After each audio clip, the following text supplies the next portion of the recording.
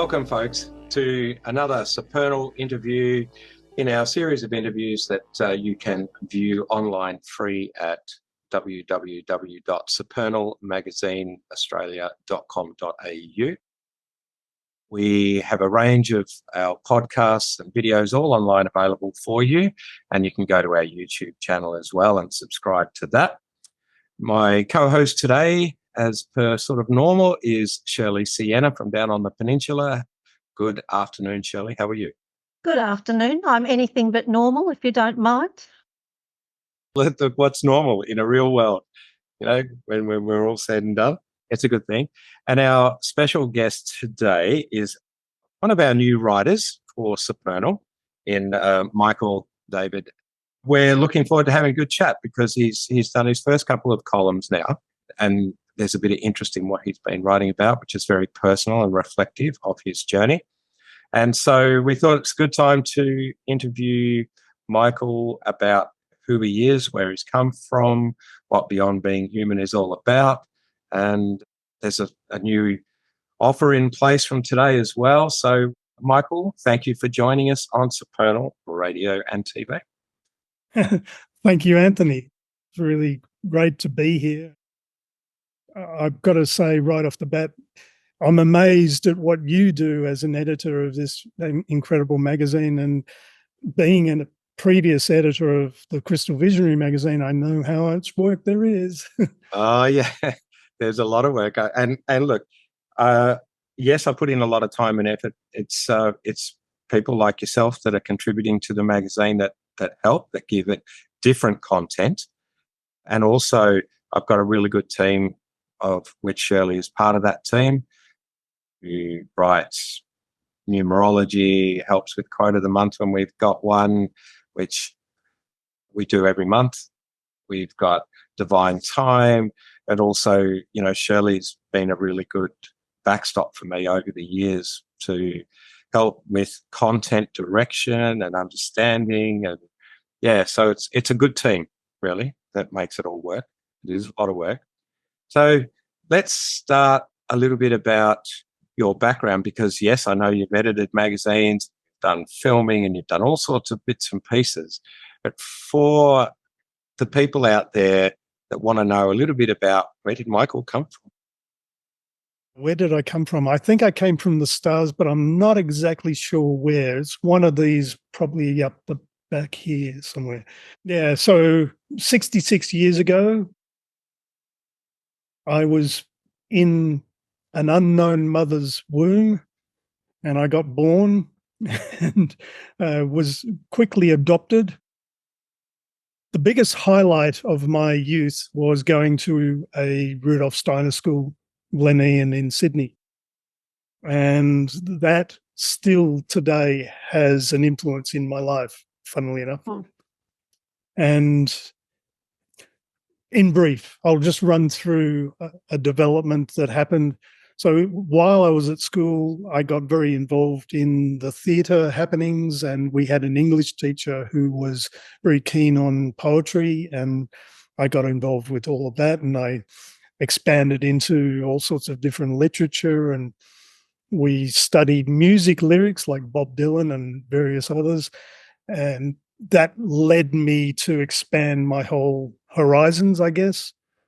I got involved in the theatre aspects and started acting training a little bit. I never actually really became an actor as such, but it was good to train in that way.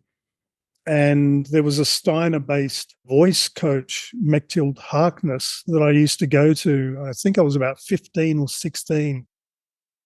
And that was very interesting in learning a little bit more about Steiner. I left school early and got a job at a local theatre nearby where my parents were living. In actual fact, I was even an usher there while I was at school. So most nights, or at least 3 nights a week, I can't remember, I'd go to the theatre and just sort of, hang around. And I loved it, absolutely loved it.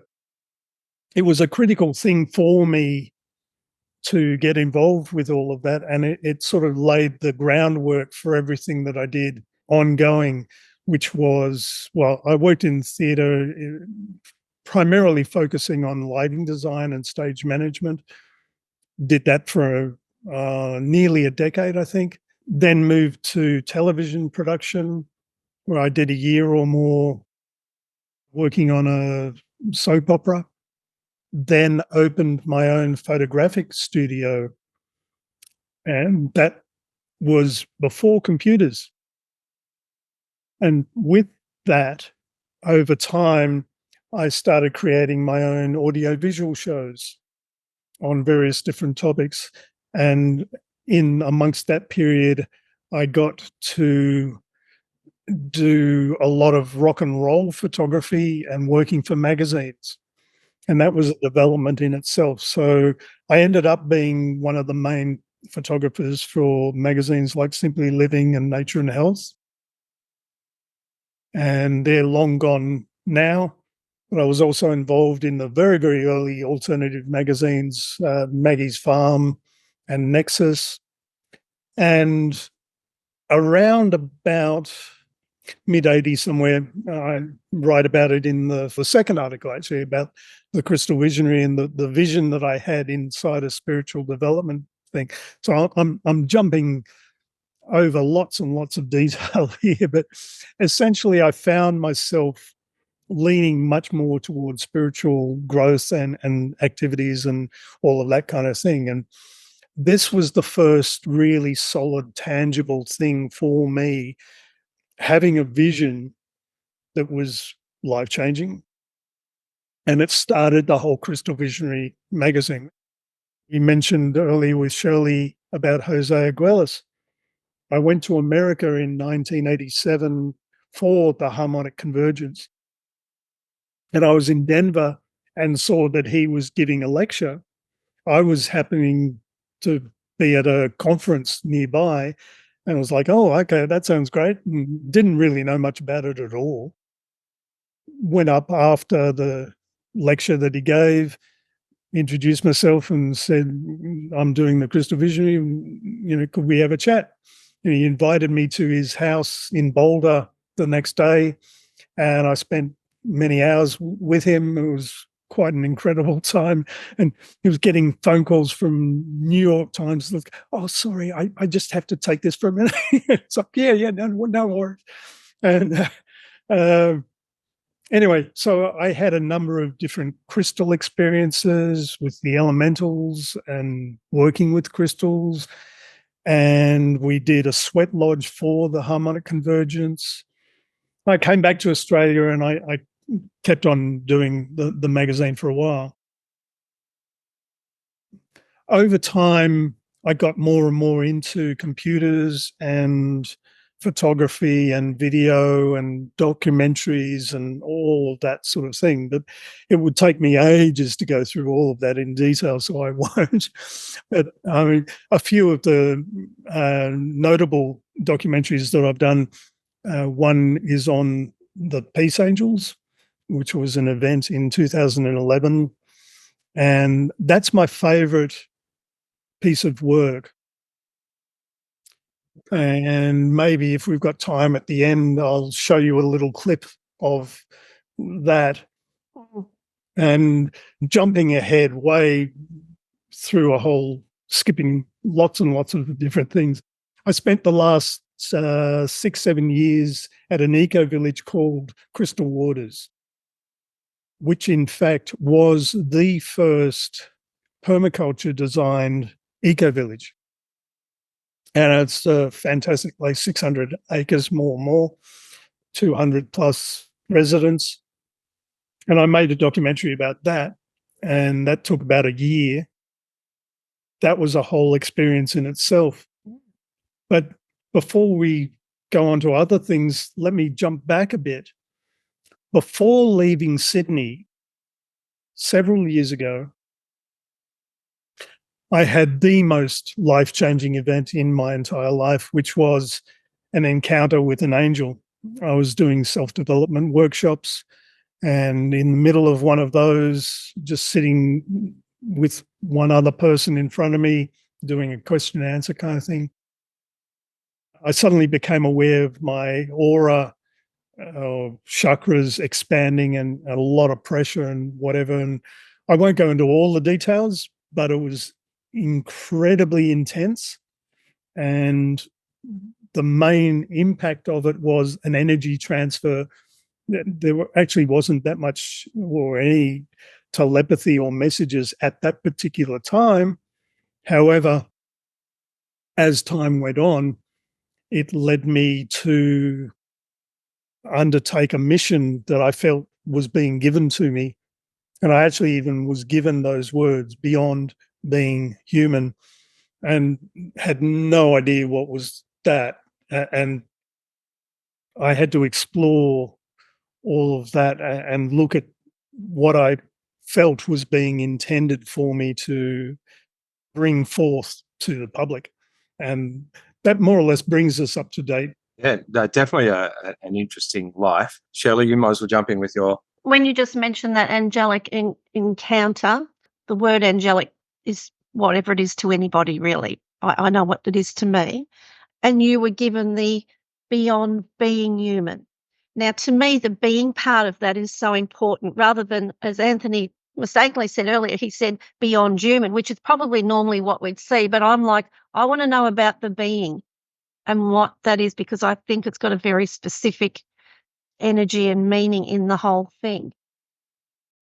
The three words together seem to have so many possibilities in Yeah, it. it does. And what I came to realize was the meaning behind that, for me anyway. And I've been following this idea through the activities of what's happening on the website and everything else. The meaning for me is that we take it to be too normal to just be in the 3D world. And our being is just so tied up with going to work and having a family and doing all of those human being stuff. But in actual fact, what is happening is our multidimensional nature is way beyond our understanding, but it is in a constant effect of our life, and our interaction with the divine is there all the time, whether we were aware of it or not. But it just takes a little bit of awareness, such as an angel coming and impacting energy-wise and things like that. I mean, when that happens, it's like the whole reality of divinity suddenly comes into focus. It's like, wow. And the fact that angels do have wings, or some of them do anyway, not all, and things like that. But it's like all doubt just vanishes in such a complete manner. And that really is where we're headed with Beyond Being Human. Is the beyond part is as close as we are right here, right now, in contact with the divine. We are divine beings. We are a consciousness that is infused with divinity, and the recognition of that takes us beyond being human. And the human attitudes of war and hostility and anger and jealousy and all of those sorts of things, I mean, that's all to do with the learning how to go beyond being human. It's a good way of explaining it, I think, Michael, because there is, and Shirley and I have talked about that divine spark that's in all of us on multiple occasions, and recognizing that we have that. It doesn't matter which way you want to look at it. That's what it is. And, when we get to what's happening around the planet at the moment, our normal humanness gets caught up in all the anger and the frustration. We're seeing that in all the university stuff that's going on, where they're sitting out. We're seeing it with people just going on strike because they want more money, they want more this, they want more that. And it's all very much that materialistic view, whereas we're moving above that. We're going beyond that bit of humanness into something else. And I think that's a great thing. And the more we can educate, share people on that, the better it is across the board. All right. So we've covered a little bit about your background, which is, I find, really intriguing. I know we jump through time with these things, that, you know, we don't have 5 hours to do interviews. What I really enjoy is the fact that you're bringing such an amazing skill set into what Beyond Being Human is for people to be able to, you know, the colour, the graphics, the educational aspect. But really, it's about pulling people in too from all over the planet. So, you know, which Shirley would refer to as Planet ET, Planet. So, you know, it's all in that space. And people can read about your crystal experience and Beyond Being Human, how it came into being in your first story. Take us through a bit about your Beyond Being Human website and what you sort of cover, because I think this is the bit that's going to really be of value to Supernal readers, anyone really, if they jump on your website and have a look. Beyond Being Human, as I said, the words were actually given to me in a brief encounter. I didn't actually see the angel, but I felt very strongly, and it was like being given a download of, like, okay, Beyond Being Human. It's like, you know, it took me by surprise. It happened early one morning, as many of my ongoing kind of messages and visions and things do. I should also mention, I connected with Mary Rodwell very quickly after having that first encounter. In fact, I'd only met her a week or so before having that particular angelic encounter. And she said to me, be aware maybe the possibility of it being an extraterrestrial. And that one question kept me spinning around and around for a long time. I finally really feel 100% that it was an angel, because I've now come to know many people who have lots of interactions with ETs and all of that, and they get lots of ET stuff and UFOs and this, that, and the other. I don't necessarily get that. I get more about Christ consciousness and angelic sorts of influences and things. And what's really funny about that, as I now catalogue my life, it's very interesting how angels popped up every now and then, and like even dating back to early school, just loving angel images and stained glass windows and things like that. But when I went into photography and doing rock and roll photography, guess who the band was that I focused on and got to be one of their photographers? The Angels. Oh, the Angels, yeah. So can I ask you briefly then, to you, because I'm feeling I'm resonating with how I feel about that, what is the angelic energy to you? How would you describe it if you're going to explain it to people? I think it's important. Well, to me, the angelic presence is a constant kind of thing. And not that it's like a person sitting next to me or I'm having conversations or things like that, but I'm extremely aware just that realm is so close to us. And I think if people generally had that awareness, they would behave differently. They also would probably have more compassion generally. And the angelic presence in our lives is really totally focused on helping us grow, learning lessons. And that seems to be now, for me anyway, the underlying rationale for all life. It's like we're all on this step by step by step by step, and just everything, all of the challenges that we have, all of the different situations that we find ourselves in or put ourselves in and make decisions to go, oh, I'm now going to move to Sydney. And then all of this other stuff happens and a whole range of different people. And it's all about learning and growing. And I would love to have a more direct conversational kind of thing with whether it's my higher self or guardian angel or whatever. And a lot of people do. And I'm starting to find more and more people like that. And we'll be doing interviews about exactly that too.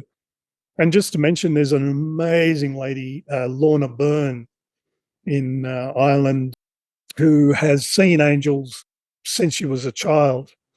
And you can look her up on YouTube and many, many videos where she just explains everything of what she sees and what they say and all that. And it's absolutely fascinating.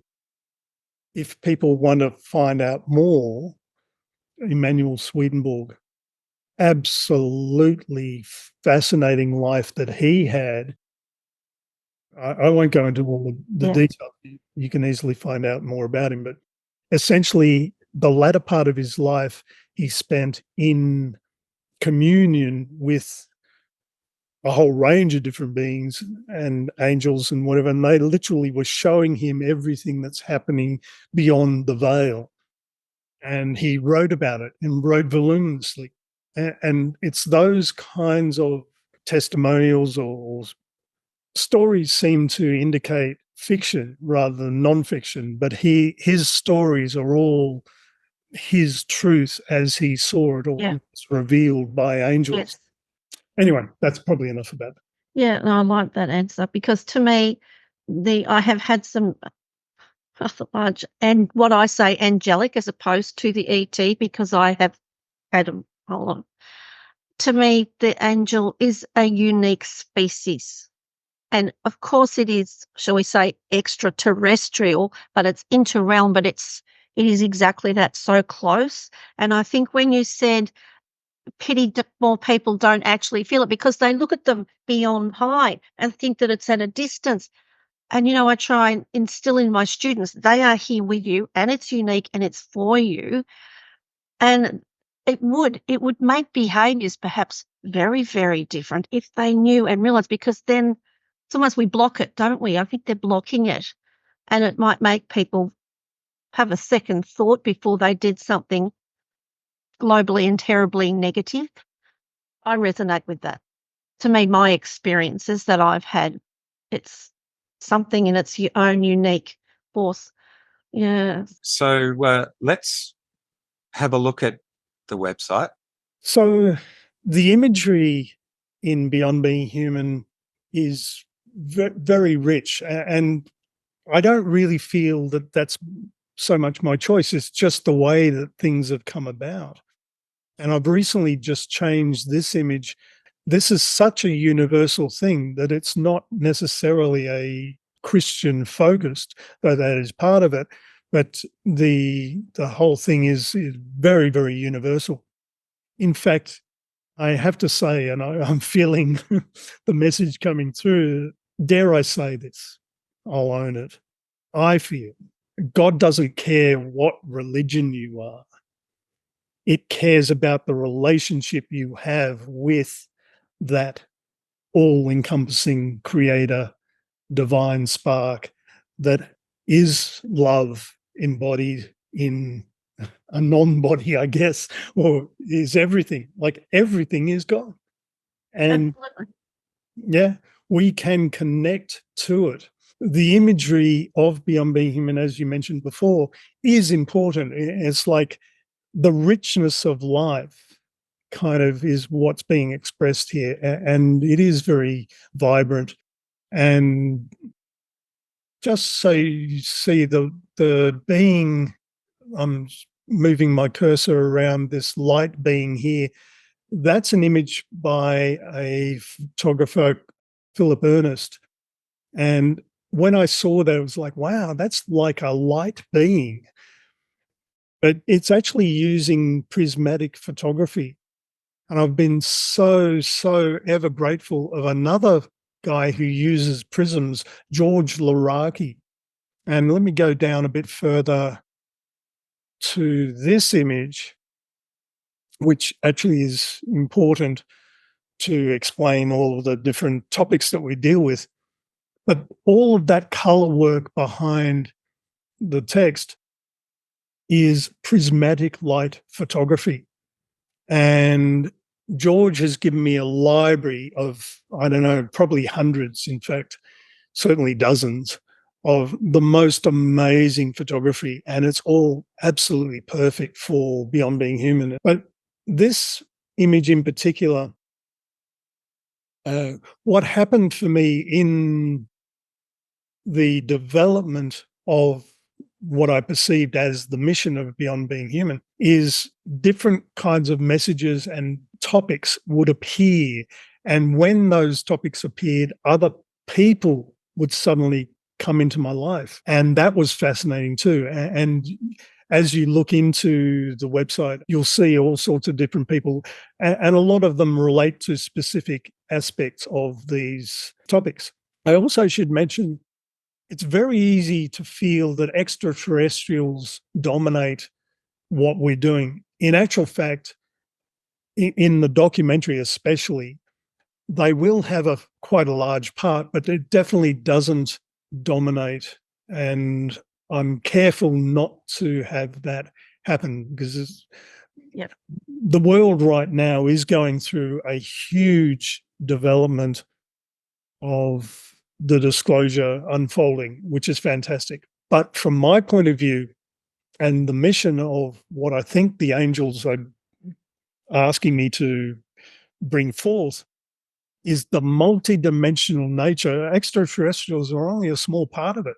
It's like we've been working with the fairy kingdom and elementals and even the planet with Gaia as an entity, another kind of multidimensional being, and all of the planets and all of the aspects of how we are made up of so many different kinds of multidimensional beings.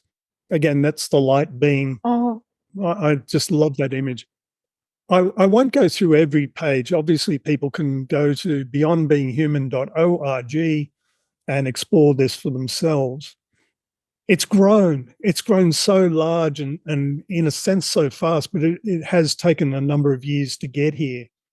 But primarily the aim or the mission as it's come about is to create a documentary. I'm working constantly on developing that and now looking for funding to kick that off, like actually start shooting this year.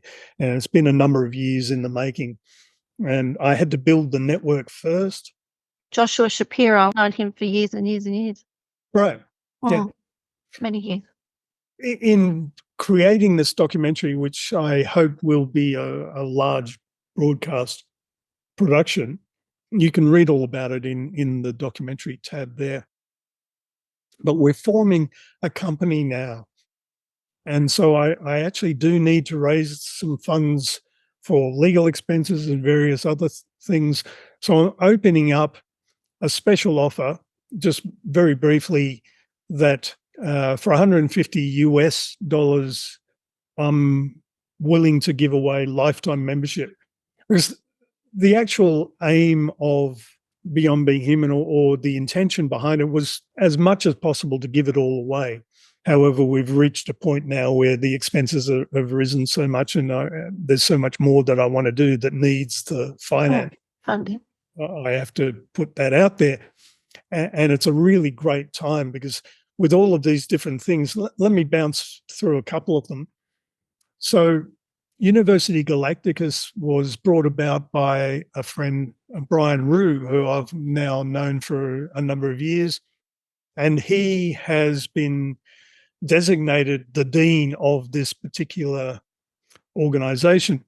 And it's very much in line with Beyond Being Human. It is focusing very much on extraterrestrials and UFOs and all of that. But what I love about this is the focus on reducing fear about extraterrestrials. There's a big government, US government in particular, underlying attitude of like, we have to be afraid of this and we have to arm ourselves and we have to kind of, be prepared and all of that. But in actual fact, there's so many people who are in communication and doing so many different things with extraterrestrial influence and channeling groups and all sorts of different things. Yeah, so Brian's got a group called Preparing for Contact, which he's had for a number of years. I think he's got many thousands of followers on various different video channels like Rumble and etc. I'm actually designing the website for him. I'm really glad that that's happening. Let me bounce back here. The other thing in Beyond Being Human has totally taken over my life. But the big part of my life in terms of another mission, as I mentioned before, is the Crystal Visionary. And the second article in Supernal goes into more detail about all this. But this is a photo that I did on a plate camera, like the old commercial 5x4 inch plate camera with multiple exposures. It was not photoshopped, and yeah, it was fun to do. Anyway, that was the cover of the book. That basically I combined all of the 7 issues that started off with this. And again, it's like I look back at my life and go, well, here we have an angel on the cover of the Crystal Visionary. But I was getting these sorts of images, like feeling compelled to put this forward in this magazine. And after I had that particular vision and things like that. And yeah, so it goes on. But this image here, I got in a dream. And as you remember from that first image of Beyond Being Human, I'm reusing that vision for our logo. And to me, it symbolizes Gaia. I think that too, as well as the angelic realm, the recognition that the Earth is a living planet, that we must respect it, that we must revere it, really. Everything that we're not doing, in fact, is like we need a very rapid turnaround of attitude. That's just a little bit about the Crystal Visionary. And this was the last issue after I came back from America. And I started to get into more shamanic kinds of things at that time. Eventually, I'll have all of the issues as text. Like I'm starting to create, reproducing the magazine. This was 1987, like between 1985 to 1987. And that's what the magazine looked like at that time.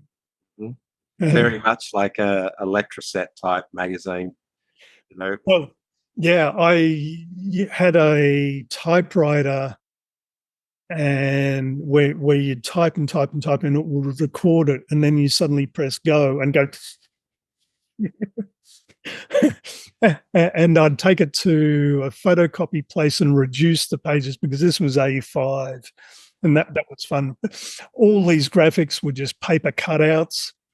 And, computers came about a couple of years after that. This lifetime membership offer, you can go to this page, beyondbeinghuman.org/membership. And again, that's the George Laraki prismatic light photography. And it's just absolutely perfect for what we're doing. Just really makes it all stand out when you see that color and being prismatic, capturing that on film or even on digital these days is really quite a challenge to get it nice. And yeah, it does add to that whole overall look that you're offering people. Yeah, totally. This is the long-term aspect of this website in particular. I'm creating a library to do with all of those topics. So each topic will have different articles, and this page is very much under construction, and I'll have images for each of these kinds of things, and just keep collecting this body of knowledge so that it's very easy for people to find.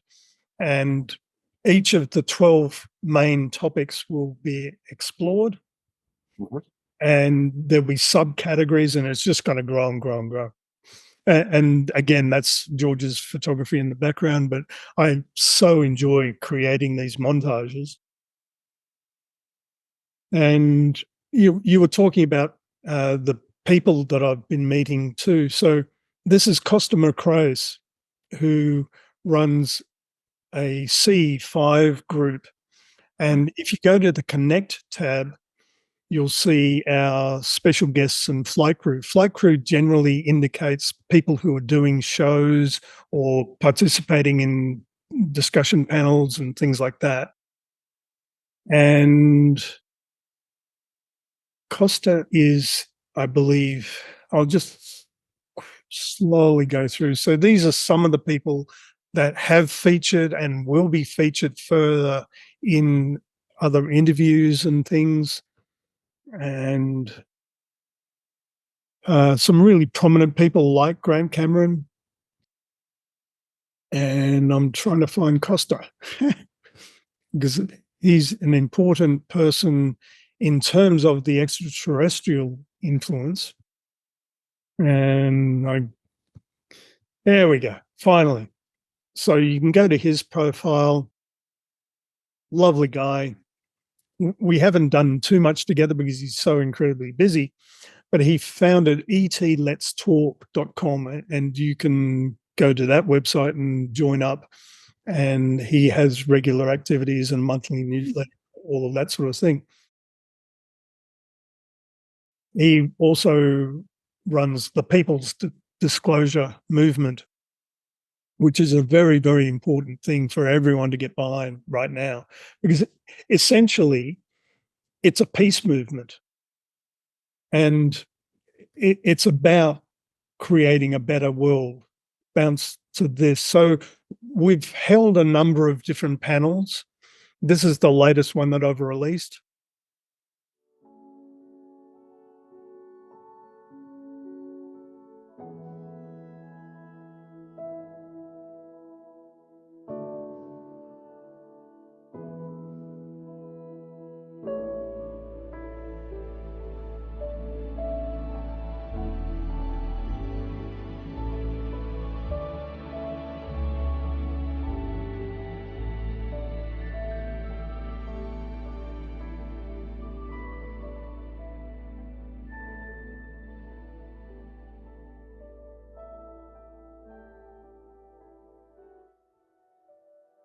Thank you for joining us today.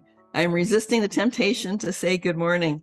It's very early here for me in the US because today we're having a very exciting chance to catch up with a whole bunch of folks in Asia.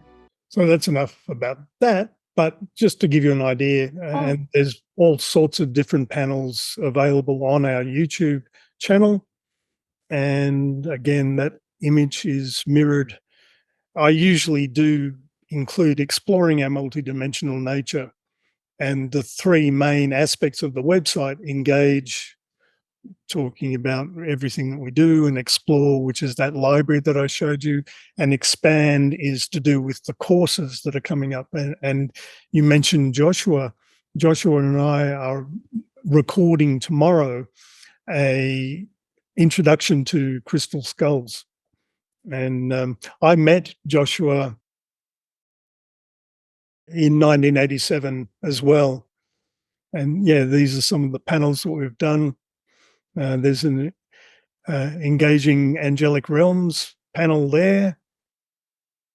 So really, the one of the big things I'm picking up when I look at what Beyond Being Human is all about is really giving people a very good basis to expand their own consciousness in a way, at a time and a place that's going to suit them, and really that's the sort of ethos behind Supernal, really, is to create a vessel to share an education, give people the ability to expand their consciousness in whichever way they want to do it. Offer a base. Yeah. And I think, kudos to you to put it together, because it's not a small piece of work or bodies of multiple dimensions of work. So, that's good. And I hope our readers will really get behind what you're trying to do, and, the support Supernals and Beyond Being Human together are doing. We're only scratching the surface at the moment. I want to mention just two things, because we want to look at your numbers, because I think that'll be fascinating. Your birth numbers for the Galactic Mayan calendar, which is the dream spell from Moga. Okay, well, I always get his name wrong. Probably know who you are anyway, what kin you are, don't you? I'm not sure about the Mayan aspect, but broadcasting it to the world, whoever wants to send me an astrology chart and information, I'd be most welcome. Born on 25th of January 1958 in Sydney, Australia. I don't have a time exactly because I was adopted and there was no reference to it, but yeah, I've sort of surmised that it was 6 a.m. And I did that through calculations, looking at different references on. While Shirley's having a look at that, because again, time is running out, and we'll have to come back and potentially do a second interview with you about some deeper topics. The crystal skulls, it's interesting because Shirley is a crystal skull keeper and has been for many, many years. That's how I know Joshua. I hosted Joshua when he was out here in Australia years ago. And so, yeah. That's little voice. She just sits by me on my desk. Wow. So Shirley has so many of them. I'm a scully person. Show me again. Just hold it up and say something. This is little voice.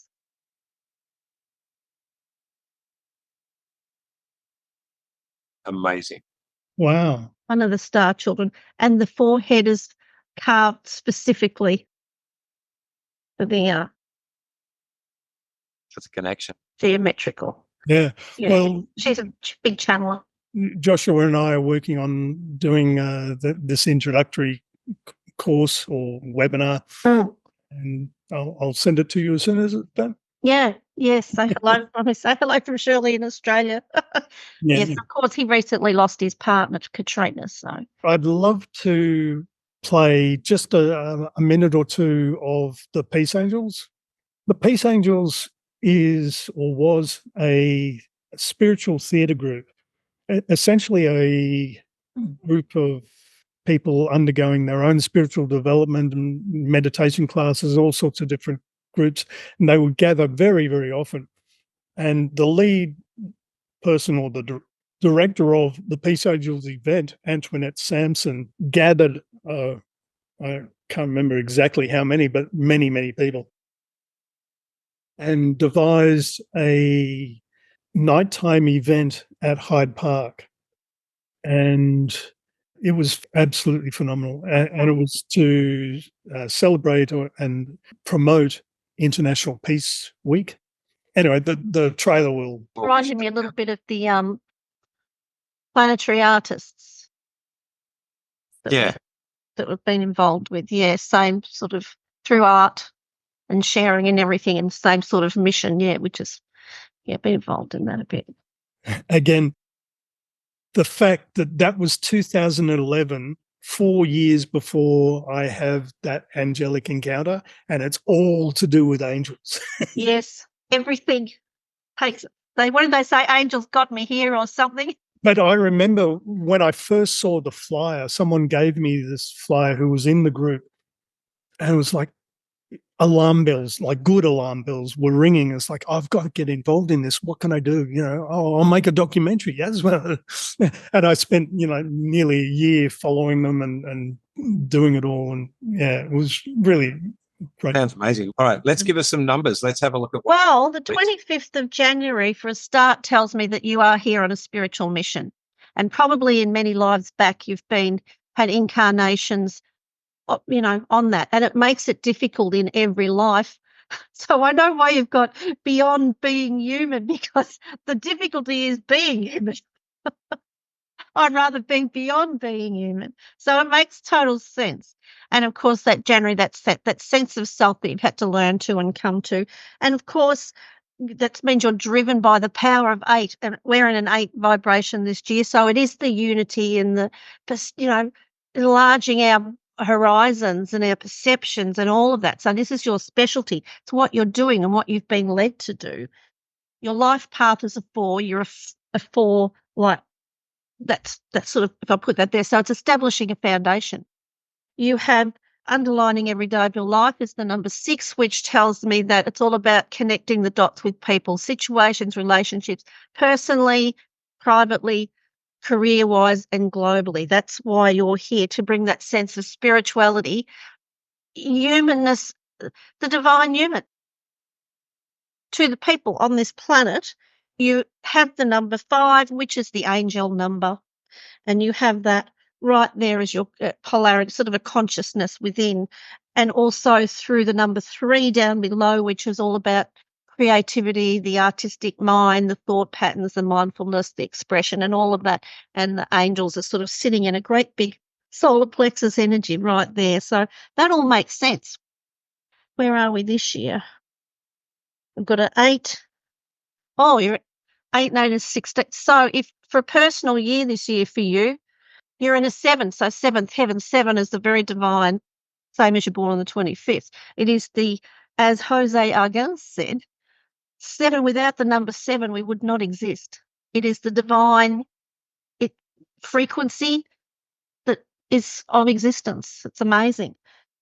So put your antenna out, and 7 is that Allen key to open the doors for what you'd like to do. And in the dream spell calendar, which he again put together, you are, like me, you're a blue hand. Your blue overtone hand, kin number 187. And the verse that goes with that is, I empower in order to know, commanding healing. I seal the store of accomplishment with the overtone tone of radiance, which is symbolized by the peacock. And I'm guided by the power of vision. Well, hello. Perfect. Makes perfect sense. And the time you were born was under the energy of the blue night, which is the dreamer itself, which brings everything into reality. And that is particularly, Australia is in that blue night energy on the world planet, map. Yeah. So that'll make sense. Can't make it up, can we? Once we find out more about who we are and all these different things, I think it just adds to our oomph and allows us to be who we are, and then to discover or ask, who am I? Wow, that's really amazing. Thank you. Yeah. Well, from one blue hand to another, there we go. Yeah. Wow. I could feel that connection. I was like, I know that we're connected. Yeah. Perfect. Roll this video for you, and that'll end the show for today. Michael, thank you very much for your time and support. And it's great to have this sort of as an initial chat, that into the future we can get into a little bit more detail about certain things as well. Try and get some people signed up as lifetime members with this special offer. And so thank you for that. Thank you, Shirley, for your time. As I just remembered, I've had the Mayan factor open next to me on my desk for weeks, randomly opened at a page, but it's the crystal prophecy. And we can't see that. And I'm trying to. Don't even try, please. I'm very trying. The crystal prophecy of Pakal Votan, who was the great Mayan leader and king. So it's open at the page. There it is. Mm-hmm. Double terminated crystal. As you know, Jose had his double terminated.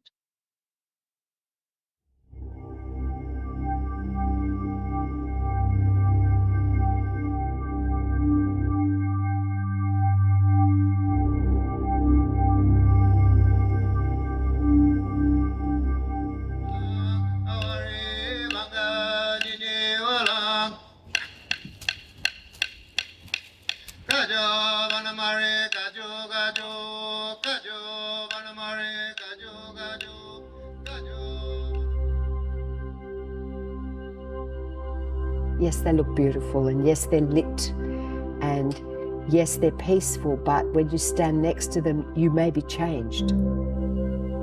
We wanted that first glimpse of all the angels coming together to really show the reverence, and the reverence that we were bringing, not just to the memorial, but also to who it is that we are and what it is that we represent. Welcome everybody to Peace Angels Walking Light. The process that we've actually gone through from the meditation point of view, it's about learning to release all the blocks that you have to love and all the blocks that you have to peace.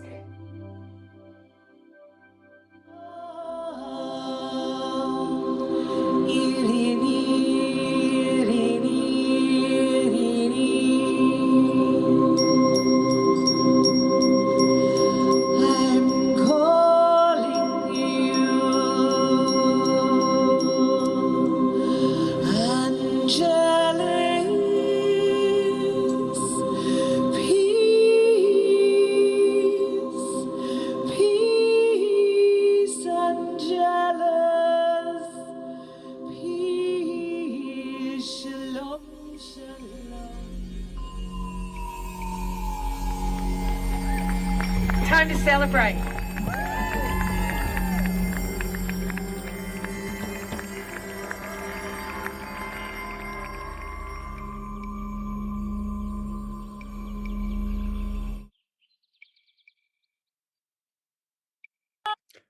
Thanks so much, Anthony. This was really, really great.